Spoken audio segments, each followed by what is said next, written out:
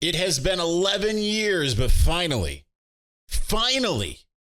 we got, if you have the deluxe or paid for the deluxe version of EA Sports College Football 25, you were able to suit up as a Michigan Wolverine. You were able to play not as number 7, but as Donovan Edwards.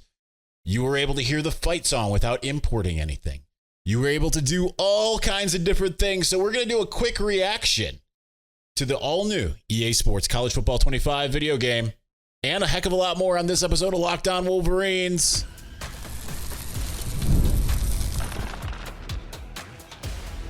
You are Locked On Wolverines, your daily podcast on the Michigan Wolverines, part of the Locked On Podcast Network, your team every day. Happy Monday. We are back and doing it. Locked On Wolverines podcast, part of the Locked On Podcast Network, where it's your team every day. I'm your man on the ground, Isaiah Hull, publisher of Wolverines Wire through USA Today Sports Media Group. I wanted to record earlier, was going to do the mailbag that we still have waiting in the wings. We'll talk about why that didn't happen briefly in segment 2, but I was like, you know what? Let's just wait until this EA Sports College Football 25 game comes out. Let me tell you one thing. It is addictive. I am not at all in a mindset. you know, like how sometimes it's like, I want to watch TV and you get in a mindset, oh, I don't really feel like watching TV. I want to go on social media. I don't really feel like going on social media. I want to play video games. I don't really feel like playing video games. Today, I am very much in I don't really feel like playing video games mode. But yet, at 4 o'clock, the moment that playable in countdown expired, I had my hands on my PS5 controller. I was ready to go. And immediately I dove into game action.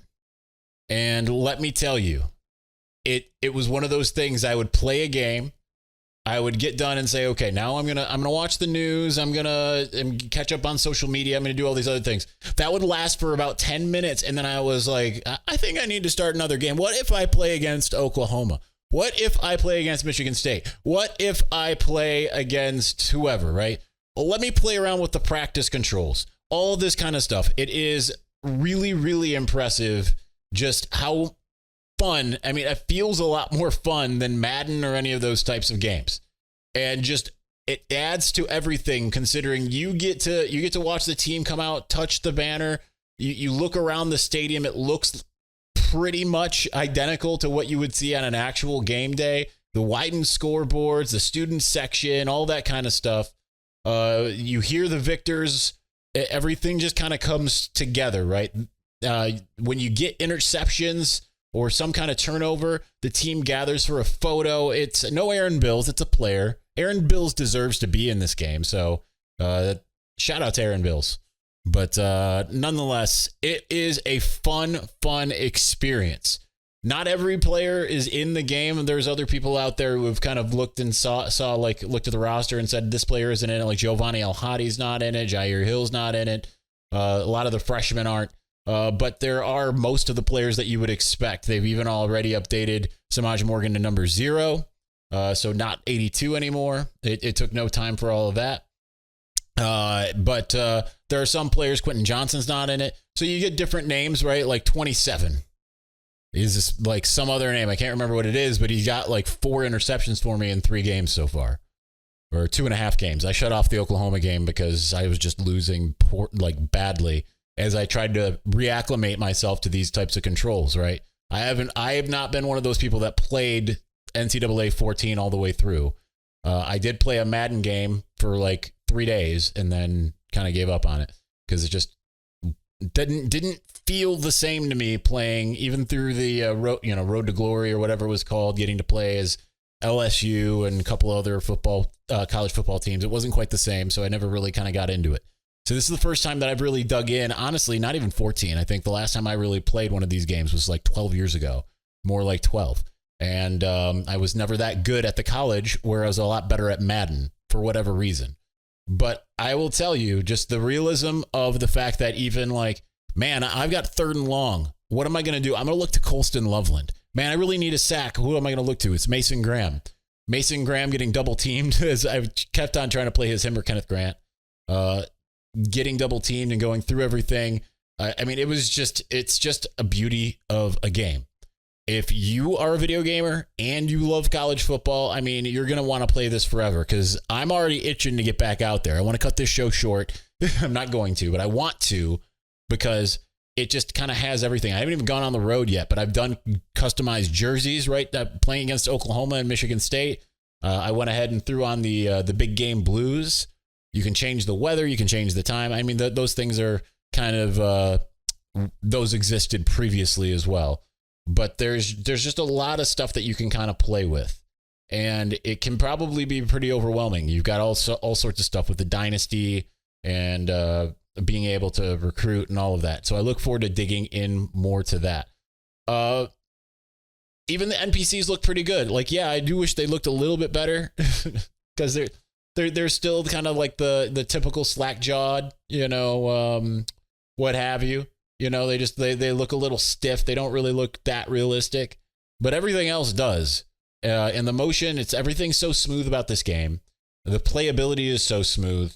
The way that the playbooks are designed are pretty accurate too. I think that's the great thing about being Michigan is you're going to find a lot of duo. I feel like I ran duo I don't know, probably 50 times in a couple games, maybe more. Like I was just running duo almost constantly. It is still, in my estimation, I saw Patrick Barron tweeted this and I felt the same. It's still really hard to play defense to some degree. I've never really gotten the knack of playing defense at next gen games. I think the last that I was good at it was like Madden 04 or something like that when I played as the New England Patriots all the time. And I would I would win every game 119-0. But if you are already an avid Madden player, you're probably going to be really good at this because it's not terribly dissimilar. There are some dissimilarities, and there are some things that it's taken me a little bit of time to figure out where it is on the screen. One of the things that I thought was relatively confusing was when it tells you, I was looking forever to figure out where, when it's showing me my play menu, the playbook and all of that, what is the personnel the other team has? I can't find it anywhere. Only to realize that it was up there in my upper left corner, but it's in my team's colors. So it was kind of hard to recognize. So hopefully they make some things a little bit more easy to stand out. It took a little while for me to figure out how to kick correctly. I still don't really have the knack of it, but every kick I was making was only going like 20 yards. Punt, field goal kind of didn't matter. It was only going like 20 yards because it's changed since the last I've gotten used to it, where you just kind of double tap. So there are some things in there. I feel like they could be a little bit better with the tutorials, especially with how feature rich this game is. I'm sure that when you are playing more so in like Dynasty, it's a little bit more than doing quick game, which is all I have done. But I'll tell you what, you're going to have an absolute blast with this game.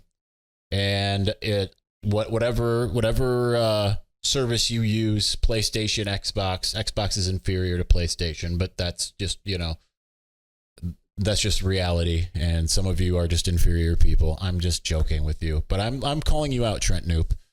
And Clayton Safey. I'm calling out Clayton Safey. He's an Xbox person as well. So he doesn't know the love that you can have for all the PlayStation exclusives, the Uncharted games or God of War. Or Horizon Zero Dawn and Forbidden West. He doesn't know about any of those. Spider-Man. PlayStation is just better.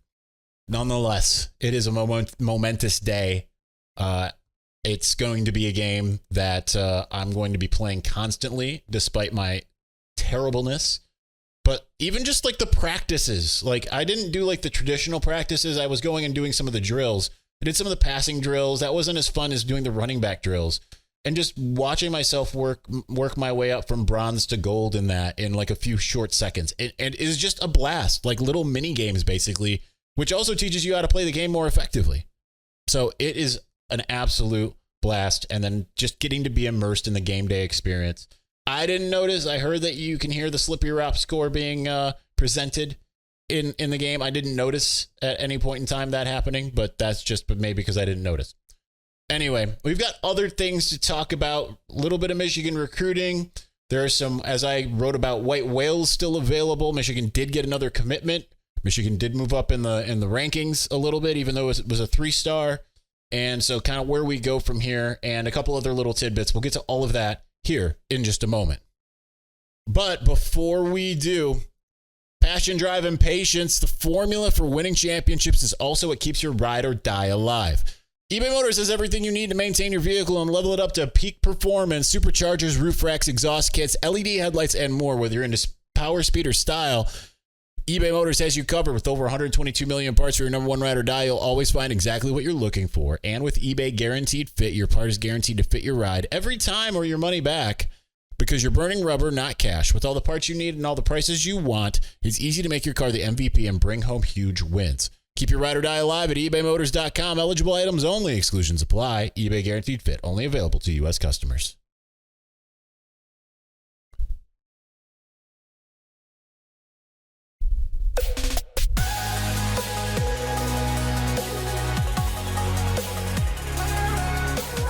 All right, let's continue on here. First, why, other than the typical Isaiah, whenever you call for a mailbag and say for like tomorrow's mailbag, it never happens the next day. That is true. But on top of that, the plan was to do it on Saturday.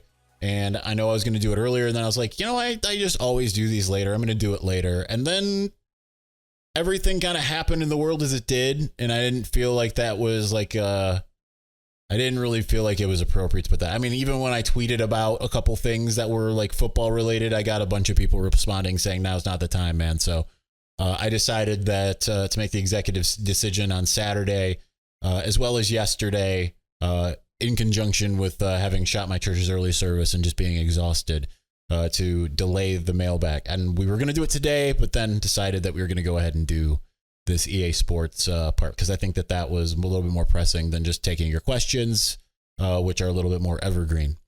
But we will get to the mailbag tomorrow. So if you still have questions, get them in. You still can. But we will do that tomorrow and finally get that monkey off our back and continue on with the week.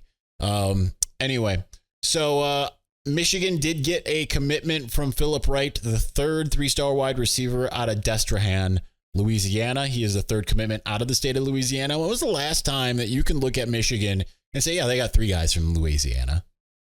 That right there is the Ron Bellamy difference, right? Like, I think when you hearken to the EA Sports, because we're just going to kind of tie that in as much as possible.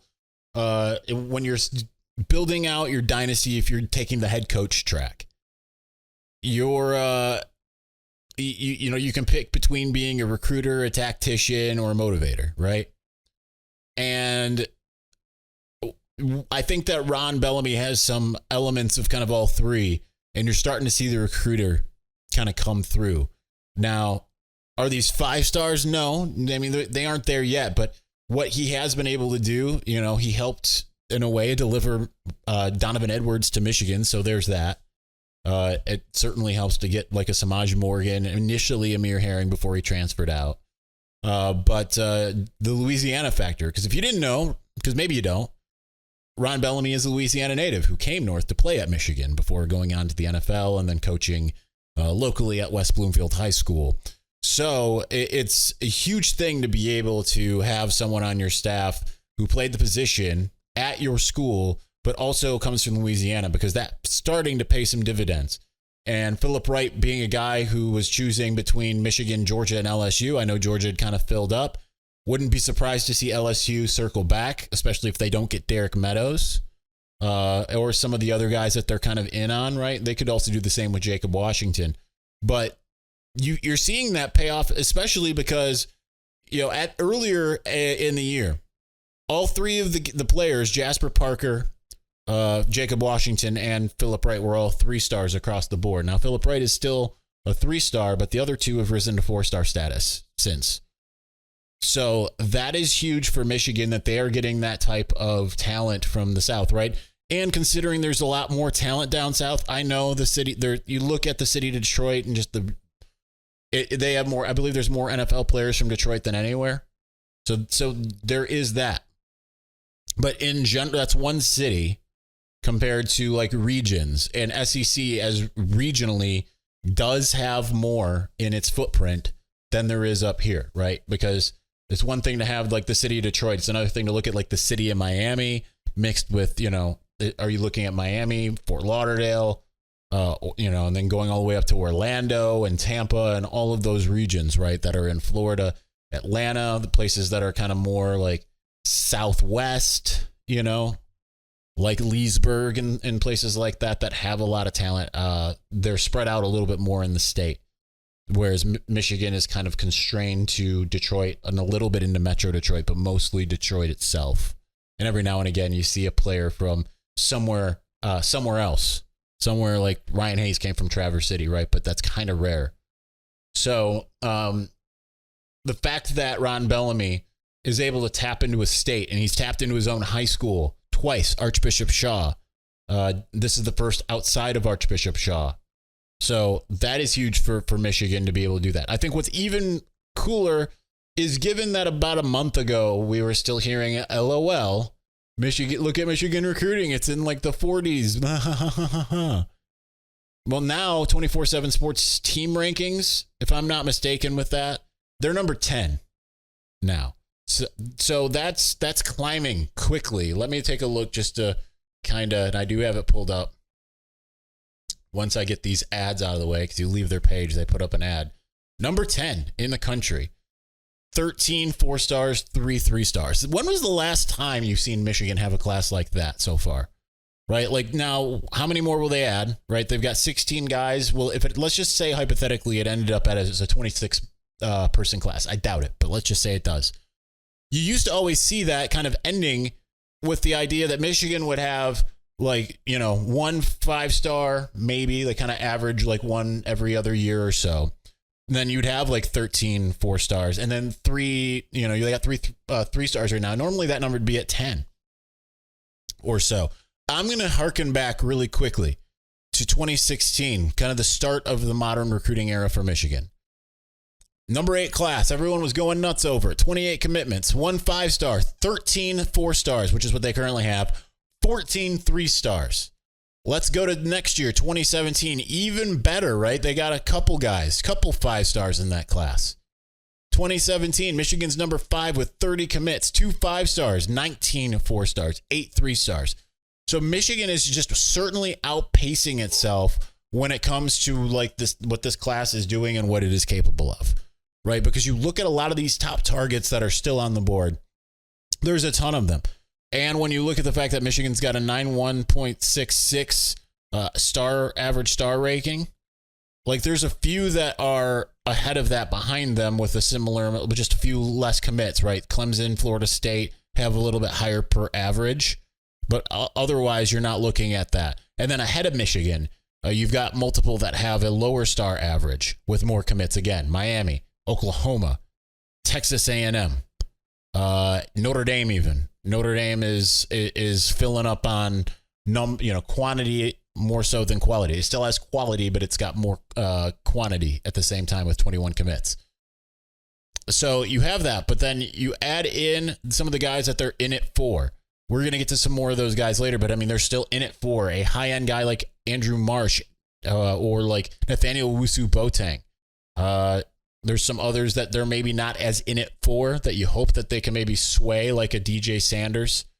But there's just so many players still left on the board. Maybe not as much as there was once upon a time, but there's still a lot of high-end players. So that number should certainly rise, and they certainly could finish with a higher ranked class. I think the amount of players that will end up in it overall, right? Like I think my latest best guess has it at 23-person class. That might affect things. But one of the things, when I was talking to someone close to Michigan and its way of thinking about recruiting right now, is some of these guys are going to more so emerge in their senior year, and we talked about that last week, because they've had a really good luck as well as getting a Lugard Edakpai, as getting a Carmelo English, getting a Darius Clemens, or someone that just maybe doesn't feel like they've got a home, or there's a coaching change, or any of these things, so that you could pry a 4-star loose. But the good news is they're still in it for at least 1 5-star, if not 2. So I wrote about white whales, kind of hearkening to Moby Dick, a book I've actually never read.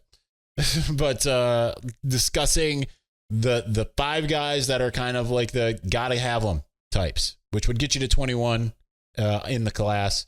But obviously there will still be some more to add after that. But let's talk about those white whales here in just a moment.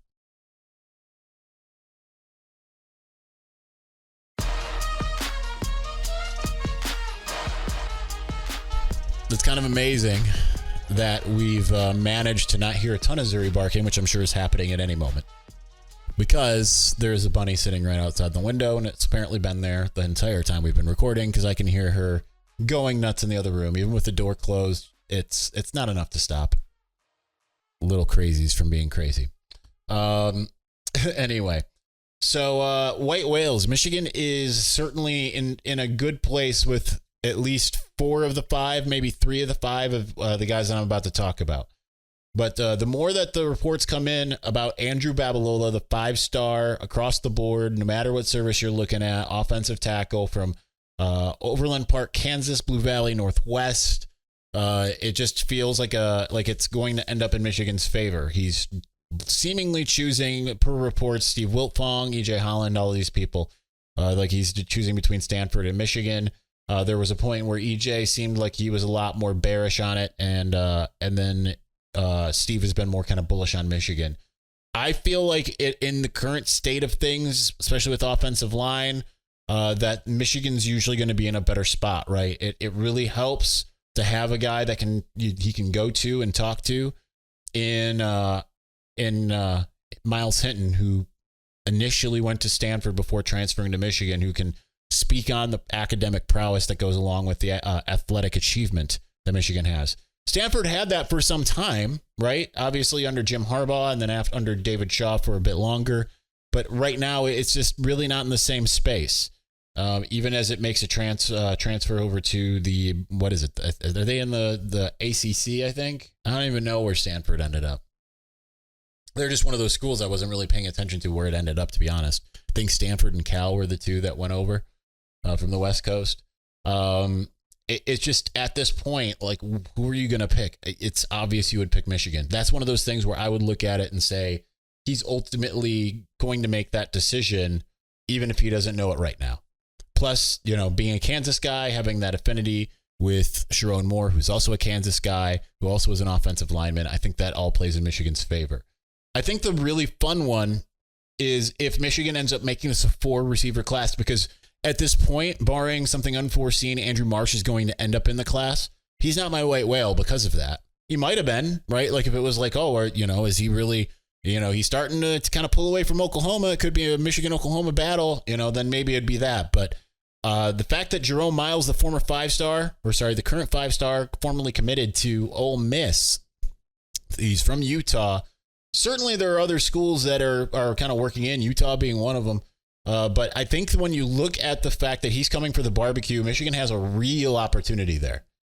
And especially if you can make that pitch of like, we're really going to be a lot more active in our passing and all of that kind of stuff, I think that would play huge dividends. He would be your white whale as a wide receiver. We already know about the linebacker, Nathaniel Owusu-Boateng. I continue to drop my confidence level a little bit as the further away we get from his visits, because it kind of feels like Notre Dame is settling in a little bit more. And the shine from the Michigan visit, which he walked away from, flat out telling me that like there was no visit that came close. This just blew me away. It's the people. The good news for Michigan is you got a little bit of time with him. He's either going to be a late summer, but probably more likely a late fall addition to wherever he ends up going. So you can still kind of push on him. So if he moves up his timeline, that's probably not good for Michigan. The one that I don't feel as good about is DJ Sanders from Belleville, Texas, who seems more inclined to stay in state and go to either Texas or Texas A&M. But you certainly, I mean, they've got guys that could be interior defensive linemen, but you could kind of really pitch him as being like that, that game breaker. The weird thing that Michigan's faced in the last couple of years is it's really struggled to get some of the really high end D tackles. Now, I mean, they got some, right? And like they've done, I guess you could look at like Nate Marshall and say, well, you could be an inside or an outside guy. And, obviously he's a high end guy, but like D tackle, offensive lineman, edge, like what are you doing? Like, especially edge, like the fact that Michigan's not getting like a 5-star at the position constantly, because it's like, I know that this has kind of changed the last like 2-3 years, but it was like, well, whoever Michigan's number 1 edge rusher is going to be a first round pick in the league. It was like without fail for years. So it's kind of funny that that's fallen off a little bit. But nonetheless, there's him. And then Jaden Sanders, also from Texas, from Kilgore, Texas. He's your cornerback because there's just no one else. DJ Pickett would have been that guy, right? He could be a cornerback or a safety. But certainly they're just kind of not in it. Cornerback's another one where it's kind of surprising. They might not be going as high in the draft or whatever, but you look at Michigan's secondary and it's one of the best year in, year out, save for like 1 year, 2020. It had its moments in like 2019, but obviously like Levert and Ambry, that's still a formidable duo. So it's kind of weird that it isn't necessarily kind of working out the way that you'd think in the recruiting trail with some of those guys. Now, obviously, getting Will Johnson, it's 5-star in 2021 class, but after that, it's just been like pulling teeth to try to get some of the top guys. You got Jair Hill to commit on signing day a couple years ago, but other than that, it's been really, really difficult for Michigan for whatever reason. Anyway, so those are the 5 white whales. I think that you can imagine at least 2, probably 3, maybe 4, definitely not 5. Unless Sharon really hits it out of the park. But those are the guys who are left, and we'll keep our eyes on them. And certainly with the barbecue coming up the day after, starting the day after Big Ten Media Days, it's going to be interesting to see how it all plays out. All right, we're going to get to the mailbag tomorrow, so we will do that. We'll try to have a full slate this week. Try is always the operative word, but we'll see. Anyway, thanks for watching. Thanks for listening. We will talk to you again soon. Peace.